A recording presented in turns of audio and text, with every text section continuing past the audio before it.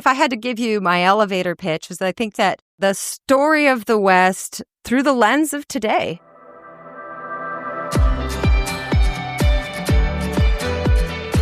Welcome to Leaders of the West, a podcast for innovators and changemakers. I'm your host, Jessie Jarvis, the founder of the West, and I'm sitting down with agriculturalists, entrepreneurs, executives, and everyone in between with the goal of digging into the strategies, mindsets, and lessons that have been crucial to the success of ag and Western. Whether you're carrying on the next generation of your family's operation, starting something from scratch, or determined to climb up the leadership ladder, we're going to inspire you to continue to dream big, growing not just you, but the future of agriculture and Western as a whole. Let's go.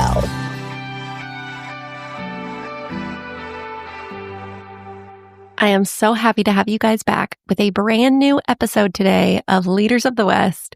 When we think about the future of the West, we usually talk about land, livestock. Obviously, around here, we talk about labor. But here is something that we don't talk a ton about, and that is who is telling the story of the West and what that looks like to the next generation. And Western art has always played a role in shaping how the world sees ranching, rodeo, rural life. But like a lot of things in our industry, that audience of Western art is really shifting. You know, collectors are aging out, new voices are coming in, obviously, when it comes to prices. And the real question is, how do we keep this culture alive while letting it evolve?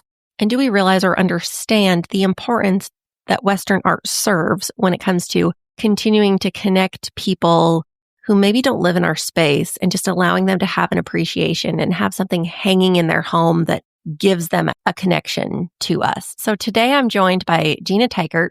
She's an artist who grew up on a cattle ranch outside of Elko, Nevada, but she's also somebody who has spent time in big cities like Vegas and San Francisco. And her work really does blend tradition with unexpected influences. She used to be a model. She loves a good spaghetti Western, fashion campaigns, you name it. And the reason that she and I are sitting down and chatting is because this season she is part of the Coors Young Guns art show, which is an event that not only showcases emerging artists, but it also funds scholarships for students in agriculture, veterinary science, and then also rural medicine. So as you can kind of understand, all of my favorite worlds are colliding.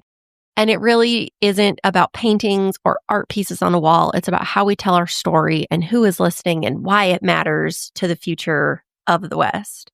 But before we get to all of that, speaking of telling stories, this just kind of came to mind for me. Have you guys ever looked back at an old resume, which is basically like the story of you, and absolutely cringe? Because I did that this weekend. I was on our old computer and I found an old resume from 2010, right out of college. And let me tell you, it's no wonder that somebody probably didn't call me back for whatever job that I had applied for, because it was basically a long grocery list of tasks and the formatting was a mess. And I completely left things out that could have actually showed who I was and what I could bring to a job. Like, this is my blank canvas. A resume is your blank canvas. And I did not allow it to paint the best picture of me. But here's the thing. It's not that I was lazy. I didn't know. And obviously resumes look a lot different in 2010 than they do today in 2025. And so that is something that I think is so relatable for so many of us, especially when it comes to building a resume, because for many of us, it's probably not something that we do. We are going back to kind of resurrect something that we created 5 or 6 years ago, or obviously the last time that we were job hunting. And so you kind of just put down the basics and you think that that'll be fine. But a hiring manager is looking at 20 or 30 of those resumes in a row. So they have a very different perspective. And if yours doesn't have a clear hook or that easy to scan format, it can get skipped. So that is one of the reasons that we have put together a little guide. It's called 10 Resume Mistakes That Could Cost You the Job and How to Fix Them. It is nothing over the top. It just takes those most common errors that we see and it tells you how to clean them up. It's one of those things that I absolutely wish I would have had in my 20s, or honestly at any time that I've ever had to put together a brand new resume or resurrect something old. So if you are in the middle of a job hunt, or even if you're just the type of person who keeps a resume on standby for that dream role, which I highly applaud you if you are that person, because then you don't have to worry about that resurrection. You can grab that download. I will make sure that we drop the links for that in our show notes so that you guys have an incredible canvas and you can paint the best picture of yourself. But let's get back to our conversation. about art and painting and jump into that with Gina Teichert. Gina, let's set the stage for people. You grew up in rural America, but you have also gone as far as to live in places like San Francisco and Las Vegas, very, very different from those rural America days when you were growing up. That is a very large swing, if you will. So how do those different worlds, one, how have they impacted your creativity? And how do you show that, I guess for lack of a better word, like juxtaposition in your art? Because I imagine that has a really big impact on what it is that you're creating today. Like all of your worlds are colliding. Well, totally. And I don't know that I always wanted to put all of those worlds together in the same place. And maybe that's a sign of maturity or sort of, reckoning with my own demons. But, I grew up in Elko, Nevada, which is a kind of a cow town. And I couldn't wait to get out of there. I mean, that was like, I'm sorry, when you're like a girl with a headshot and a dream. I mean, it wouldn't be a cliche if so many of us hadn't done it. But a lot of people just, you're kind of like a fly speck on the window of life at 18, and you're just like, there's got to be more for me out there. So for the first few years of my life, I was modeling and I was kind of taking some classes here and there, but honestly, not a very good student. I was kind of trying to bury that part of my life. And through a series of interesting, chance encounters and other just the universe just knocking on my door over and over again, I kept being told by, pretty successful and interesting people that I would meet in cities that the way I grew up was actually pretty cool. And that was something that was surprising to me. So, I mean, honestly, this is a 20-year journey of kind of reckoning with my own upbringing and insecurities and all these things and finding out that that's actually my superpower. Living in a city, it is what makes you stand out and be a little bit more interesting. So kind of working that into my visual art practice. It's been a work in progress and probably still is. But some of those things, as I mentioned, as I was modeling, it's super glossy and, I paint figures. So I'm into beautiful women and know lots of them. So that helps, but also the clothing and the drapery. All those things are kind of informing my visual vocabulary and then kind of taking some of that subject matter or that stylized way of painting and putting it in a Western setting has been kind of a fun way to meld those two worlds. So you started modeling, which we could talk about that for a quick minute because that is definitely a creative craft, but you also have to have the look, right? The build, the body, whatever you want to call it. That being said, have you always been somebody who is creative? When you were a little girl, were you painting sagebrush pictures in Elko? What did that piece of art look like for you as you were growing up? I would say I'd always wanted to be an artist, and there were probably some turns on that road where the world was telling me that that's not a career, and occasionally it's still telling me that. But no, as a kid, I was very into art. My great-grandmother, Minerva Teichert, was a painter, so we grew up with her work in our home. So not a lot of people have this luminary over the, dining table. I mean, my brother used to lean back on his dining chair and rub his head against it.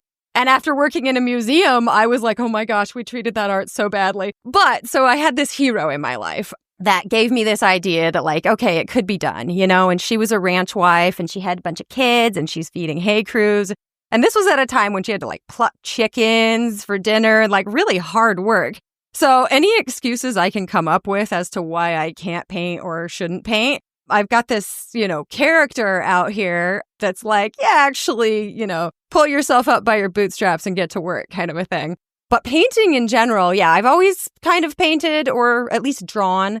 When I was a kid, I was in 4-H, and maybe there's a few y'all out there that remember this, but there was something called fashion review in 4-H, which was, yes, this is where they all dovetail again. It was a project runway competition. You had to make your outfit and then go model them. And it was considered a 4-H, sport category. But I did that and I really enjoyed that part of it as a kid. So I gotta say, actually, 4-H gave me my start modeling. Well, wouldn't you know, right? Circling back to what you said, though, about when you have an artist in your family, it makes you appreciate art more. I absolutely agree and respect those sentiments because my dad, he's a rancher. And when he was stationed in Vietnam, he taught himself how to draw because there's nothing to do back then, obviously. I mean, aside from playing cards with your war buddies, but he taught himself how to draw. And then he continued that afterward. And so I always grew up with his artwork in our home. And now today I have that same thing. And so that is one of the reasons, while I unfortunately have no artistic ability when it comes to drawing or painting or any of those mediums, I have such respect for those creative crafts that I probably wouldn't have had otherwise had I not had that figure or somebody with that ability in my own realm. Yeah. Well, have you ever considered being stranded on an island with nothing to do? I would say anyone can become a good artist with enough practice. Like any other thing, like team roping or basketball or anything else, it's about putting in the hours. So you just have not been bored enough to get good at drawing. That's probably true. And I am one of those people, I will say, I have always been a perfectionist. And I'm not going to monopolize our conversation talking about my art history by any means. But even when I was a kid, I remember when it came to coloring in school, I would always look over at everybody else's and I'd be like, oh my gosh, that looks so much better than mine. That has just never been even now with interior design, I'm in the process of redoing in my office and I'm like, man, I just want somebody else to come do this for me. I know what I want, but I can't picture it. And that's just always been me. That's not where any of my things live. But I agree. If you want to grow any muscle, whether it is a muscle in your body, whether it is a habit, whether it is a practice, a skill, you have to practice it. So you grew up taking art, whether it was 4-H or kind of practicing that craft. But when did you decide that art, specifically that medium of painting, and then highlighting Western culture was something that was worth chasing full time? When did you have that light bulb moment?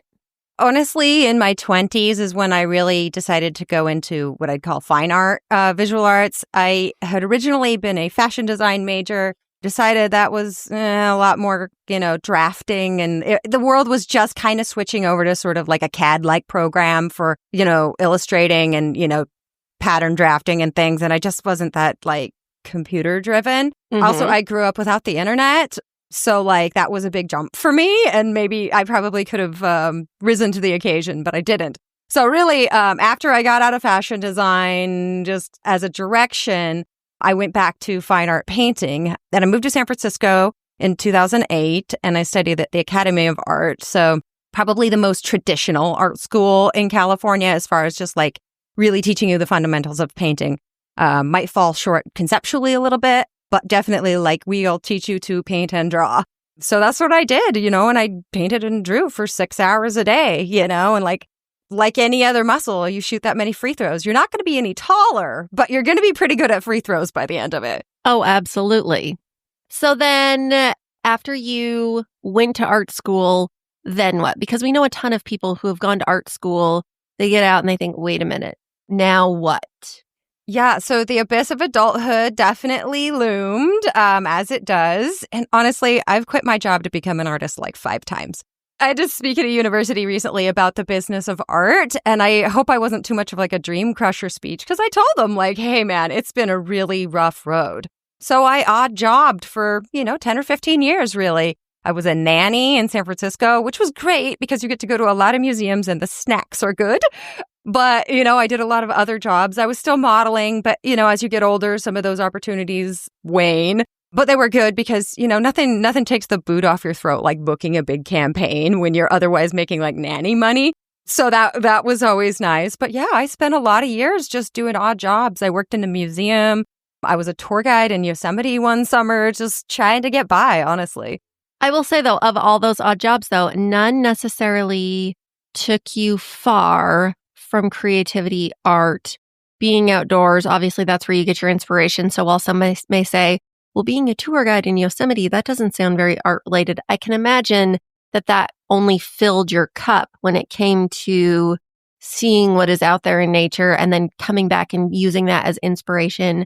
I'm sure when it came to modeling too, you're on set for these large campaigns. Did you tell me that you modeled for Harley Davidson and Stetson, some other large companies, but I can imagine just seeing it from that perspective probably provided you with a lot of just unique experiences to draw from and take that inspiration back into what you were creating. Well, yeah, it's all visual culture. And I think that culture is very iterative. And a lot of people right now are kind of grappling with it because of AI and other, like there's going to be a lot of different changes in kind of fair use laws as we kind of figure out what this is. But yeah, on the most analog level, we are taking what we see and synthesizing it and putting it into our own practice. So being part of visual culture was definitely impactful for me. So on that note, because when people hear Western art, they are thinking like the Tim Cox type drawings, of which are beautiful. And I'm never going to criticize anybody's artwork because I love me some Tim Cox. But there is a whole world of Western art that does not just fit within those parameters because art really, it transcends a far more depth. So how do you explain what you are doing or creating to somebody who would say, oh, I already know what Western art looks like? Yeah, well, and I think that we are sort of building upon that tradition as well. So at one point, most artists in America were considered Western artists, or at least agrarian artists, because that's how they lived and they were painting their world. So, and I think that everyone's entitled to interpret their own world, past, present, and future through their work. So for me, I am kind of tipping a hat to some of those more traditionalists as well. But at the same time, that's not my whole story. Because of the life that I've led, kind of with a foot in two worlds, it doesn't seem right that every painting's in the branding pen. I go to one branding a year. It's like that's not my story to tell right now. So I think that kind of infusing a little bit more fashion, like movies. I'm very into kind of the bad gal, like femme fatale characters from spaghetti westerns, which are also kind of embodied in a lot of campaigns you see right now, too. So I do predominantly paint women, and they're a little moody. We called one series I did called The Shady Ladies. They had their hats down low and kind of like a Clint Eastwood energy to them. Hole in the wall bar stuff. Yes. Yeah. But I would say if I had to give you my elevator pitch, is I think that the story of the West through the lens of today. I love that. The story of the West through the lens of today. Let's talk quickly, because one of the reasons that we've connected is because you are part of an up-and-coming program and show called the Coors Young Guns. And this is where your artwork is going to be featured this year in the coming months, and then also into winter of 2026 in January in Denver as part of the National Western Stock Show. So paint us a picture. What is the Coors Young Guns show? What is the significance of it? And how does it fit into that broader realm of the National Western Stock Show? Yeah, so I guess I'll give you a little bit of background on the entire exhibition. So Coors Western Art Show is essentially in tandem with the National Western Stock Show. Like a few days before it opens, we have some receptions and things, and it raises money for the National Western Trust, which is a scholarship fund for students studying ag, veterinary medicine, and rural medicine. I think you can be from anywhere, but you need to be studying in Wyoming or Colorado to receive the scholarship. Okay. But that's kind of how the art show started, as a fundraiser for that. This art is connecting back to agriculture, the Western industry. Like, this is why I love this setting. So continue on. Well, this is one of the reasons I'm interested in it as well and had applied. This is my second year in the show. But I'm very interested in rural education and kind of helping rural kids make that jump because I know how hard it was for me. So the Coors organization, which is sponsored by Coors Beer, thus the name, which is a laugh because they have two sections of the show. The main show is for more mature, mid to late career artists, which is called the Coors Western Art Show. If you're keeping track at home, I call that Coors Heavy. Young Guns is for up-and-coming artists who are emerging as well as emerging collectors. So price points are a little bit lower. It's usually a little bit more fun and kind of pop-oriented work. Coors Light, for those of you keeping track at home. So I'm part of the Coors Light exhibition for the second time now. And so, Young Guns has a reception in December. It kind of kicks off the whole season. December 18th will be in Denver. So it's for the young artists, but it's also for emerging collectors. And I don't want to be ageist on this. You can emerge at any time as an artist or a collector. But it's for people who are kind of trying to educate themselves on Western art, want to get to know people in a friendly sort of a atmosphere. There's not going to be if you have to ask, you can't afford it kind of energy. It's very cool and fun. So that's kind of Coors and Coors Young Guns in a nutshell. I love that. So regardless of what show, the mountains are blue. Is that what you're telling us? Mountains are always blue. Actually, it's usually banquet that they're serving, but fair enough. Fair enough. Okay. So beyond the art itself, obviously you touched on how the show supports scholarships for students in agriculture, vet science, rural medicine. Why does that connection really matter to you? Because again, you mentioned you grew up in Elko, a very rural area. Basically, the only thing going through Elko is I-80. Is that correct? Your ticket in or your ticket out. And that's not to say if you live in Elko, there's a ton of great stuff there, obviously. So don't take that the wrong way. But I can imagine for somebody like you who has been in those shoes of living in a rural place, wanting to get outside of that, and just the cost that comes with education, but yet knowing how important education or continuing education of some kind, it doesn't have to be a college degree, it can be a trade, but some kind of certification, something that you can hang your hat on, that is huge. Yeah, well, and I think that that's a real challenge, particularly for rural students in some ways, because internet access is still kind of patchy. I was in my hometown recently in the valley that I grew up in, which is called Ruby Valley, which is about 60 miles from Elko, and they still don't have cell service, you're in a rural area when the signs on a telephone post say fast internet coming soon, Yes. But, and I don't want to make light of that experience. That's many people's reality, and the trade-offs are great. I mean, believe me, I would love to live somewhere without fast internet someday again. But I do think for those young folks who are coming up, especially in trades that are rapidly changing and very technical, veterinary medicine is one of the big emphasis with the Coors program. And can't imagine what the technologies are that are different from even 5 years ago. So it's super important to get those kids into, top of the line schools where they can, be the best in their field and then go back and improve their communities when they do come home. Well, and specifically regarding veterinary medicine, one of the reasons that we're seeing such a shortage of small and large animal vets, specifically large animal, though I know that in our areas, Elko, Southern Idaho, there is a significant shortage of large animal vets. But one of the reasons is because education is so costly. And you are there for such a long time without making any if you are studying to be a vet, that is your full-time job. So it's very difficult to go and have any other kind of a job to provide yourself income in that 6 to 8 year period. Then you're coming home with a mountain of student loans, of debt, trying to set yourself up for the rest of your career, your family, you've got to buy a house.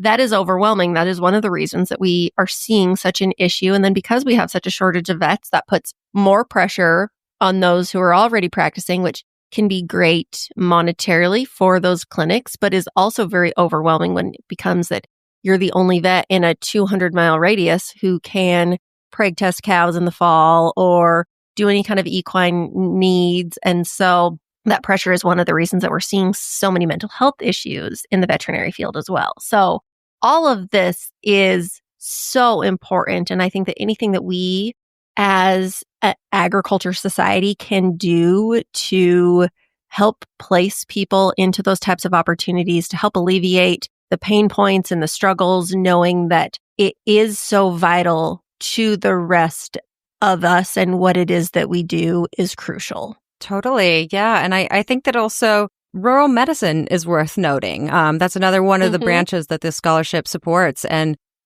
most everybody knows that if you live on a ranch, that means you're an hour from the hospital. So you really want to have highly trained people in those rural hospitals when you do get there, because stuff happens, airborne equine events, always a possibility, right? Oh, absolutely. So you have said in the past that you paint the myth of the American West, which I absolutely love that. So what parts of that myth do you feel are worth preserving? And then which ones do you feel like could maybe use a rewrite? The thing that's real is the romance of the West. You know, I mean, like they do a lot of research about this feeling of awe and what it can do for mental health and, even healing from injuries and things. But there's something about going out into a beautiful landscape. And I can't tell you if it's mountains or if it's desert or if it's amber waves of grain, like whatever your jam is, that feeling is so real. And I think that that's why people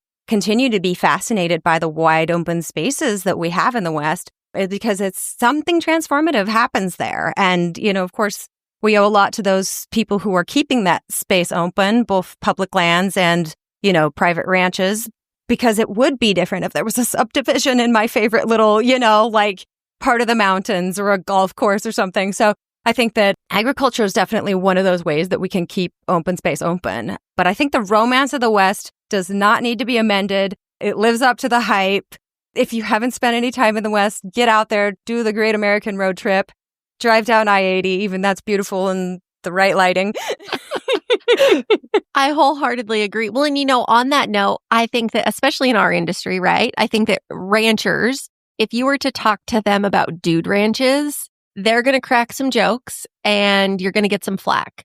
I will say though, I think dude ranches are so important because they are doing just that. For so many people who live back east or in metropolitan areas where ranch life is not accessible, dude ranches are the opportunity for those people to get out and experience ranch life and live in that romanticism, just like for us to go sit on a beach in Hawaii or Fiji or island time, whatever that looks like. A dude ranch is that version for agriculture. And I hate that they get so much heartache, if you will, because I really do think that they are doing the Lord's work when it comes to continuing to promote our industries and be that connection point for the rest of America. Well, I'm really glad you said that because that's actually one of my big rallying cries in Western art is open the gate. Let more people in, okay? My friends and family really can't afford to buy art most of the time.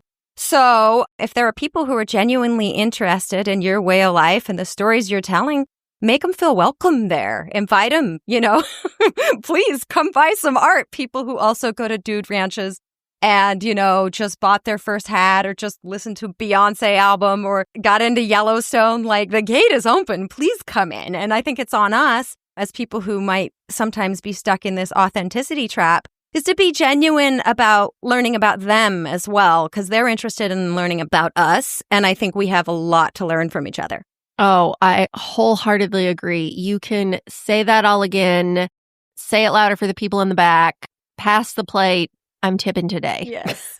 Oh, and there's a second part to your question now. So the part of the myth that I would like to bust, and we're going to get some flack for this, or I'll personally take some flack for this. California is the real West. I feel like my cowgirl card got torn up and thrown away when I moved to San Francisco, and that might have been justified. But I now live in rural California, and I gotta tell you, it's the real West. People who think that it's not the real West haven't spent any time in the rest of California. We are not just, paper straws and palm trees. Actually, California is the largest agricultural industry in the nation, between $60 and $65 billion every year. Our next closest competitors are Iowa, Nebraska, and Texas at 35 to 40 every year. So, there's a lot going on in California. And if you're just watching the news or watching social media, you're not getting the whole story. Oh, no, I wholeheartedly agree with that as well. So I'm happy to put on my vest and get flack as well, because California is honestly like American agriculture. There is not a product that can be grown anywhere else that can't be grown in California. And there's so many products that can only be grown there. It really is the heart of American agriculture. It's just the coastline that seems to be a little different than that and kind of be the stereotype of California. But if you are in Northern California, if you are, in the Central Valley, even down south more towards Arizona, there are so many beautiful pieces of agriculture and just of our Western heritage that it's so unfortunate that people just think they see the license plate and think, oh, you're from California. Like, I really do hate that. And there are some incredible people, not some, many incredible people hailing from the state that, I'm sorry, you guys do get a lot of hell that you shouldn't. We do. Well, my dad always says California is full of fruits and nuts, which is true, by the way. Okay, I will let you know about 75% of the fruits and nuts you eat came from California. I love that. That is such a dad joke, isn't it? Okay, so we've got to get moving into our rapid fire round. First question, what do you hope people remember most about you? That I had great hair. Okay, I love that. What is a non-negotiable in your life? To keep an open mind. And I think we kind of touched on this earlier, but there's a lot of, strife and conflict and anger welling up today. And I think that if we really just sat across the table from one another and, had more open conversations, we'd be better for it. There's so many people have shown me so much grace as a little hayseed showing up in a city, helping me in my art career, helping me and, just make a living. And I got to say that it's not as adversarial as it looks. The powers that be want us to fight. They want us to be divided. Don't take the bait. Oh, I, again, wholeheartedly agree with that. I think that just being able to be respectful with one another and knowing that we can disagree and we can still be friends and not to place blame on other people and the way that they think or groups of people. Like, if things aren't going well, you have to take responsibility in that too. How can I do better? How can I be a better leader? How can I be a better communicator? It is not just all on one side or the other. I love that. Okay, next up. If you were a professional athlete, what would your walk-up song be? Black Magic Woman. Oh, I don't know that I've ever heard this. Santana. It's got a 7-minute intro. You'll love it. I'm going to walk up real slow. I was going to say, if it's Santana, it's going to have a great guitar in it. We know this already. Okay, what is the smartest thing somebody's ever told you? Fail fast, which is something that comes from startup culture. So of all the many things living in San Francisco, I was there during sort of tech boom 2.0. And startups, while burning through capital and sometimes making products we don't really need, are a really good kind of parallel to having an art practice or any other sort of small business or creative practice that you do have to try a lot of things out to figure out where you belong, whether that's product market fit, as they would say, or just figuring out what works for your soul as an artist. But try a lot of things, try them quickly. If it doesn't work, move on. If it's something you really want to work, keep trying, but fail fast. I love that. Well, and two, on that same thing is just get a product out there, get your MVP out there, prove it, see what needs to be fixed or what needs to be changed, what your audience actually needs, because chances are it may not be the thing that you are launching to the world, but because you've launched it and you have your test audience, then and you can edit, refine, adjust, and that's going to get you to where you need to be. I mean, do we remember when Amazon started as a bookstore? Good point. So I have a whole lot of just love for what you said there. Okay, last thing for you. Let's talk about favorite things. Do you have a favorite podcast, maybe a book, a service, a life hack? What is something that has changed your life that you think more people need to know about? Well, I'll tell you what I'm reading right now, which is a little bit of a tease because it's not available yet, but it's very close. I think you can pre-order it. My friend Amy Hale has a new book coming out called Drinking Wild Water. Ooh. And she sent me a galley copy last week. So I'm only a few chapters in. I've only cried 3 times, but it's so beautiful. For those who aren't familiar with Amy Hale, she writes kind of essays about ranch life and also, some of the conflicts and contradictions that we've already spoken about. And I think a lot of us feel in our hearts. And I'm so moved by it so far. I read a chapter or 2 every morning with my coffee and it's beautiful. And I think it comes out this winter. She doesn't have the date yet. I'm also supposed to be copy editing. No, I'm supposed to tell her if I see any errors though. But it's just beautiful. It really is. And I think that there's a lot of ways to kind of work through some of the grief and the beauty and it is what I feel about the West. And I think a lot of readers will too. Oh, okay. What a perfect way to end the day. Except we can't leave just yet because you do have to tell us the details of where people can find you. And then also how can they support the Young Guns exhibition, the Coors Western Art Show, where they can find it during National Western? Give us all those details.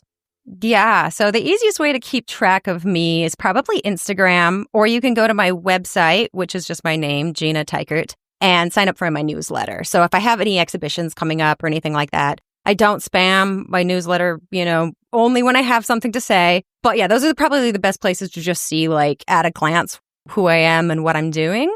And yeah, the Coors events are as followed. Get your pen and paper ready. December 18th is the Young Guns reception. January 7th is the Blue Jean preview of Coors, which is just what it sounds like. You can come in your boots and your jeans straight from work if you want to. And then the 8th of January is the red carpet reception. So, get your best duds for that one. You can still wear boots and jeans, but like the town jeans, you know what I mean? Yes. And then the exhibition will be on through the entire duration of the National Western Stock Show, which is through January 25th. Okay, and everything happens there in Denver, Colorado. So thank you guys so much for today. Gina, I so appreciate you hanging out with us. This is definitely a different take than we've done on our episodes to date, but I think that it is so fun and just important to honor all elements of our industry and our heritage, and art is a true, huge piece of that. So thank you so much for today. I am so excited. You guys know you can find us back here next week. Brand new episode of Leaders of the West will be dropping, so we will see you then.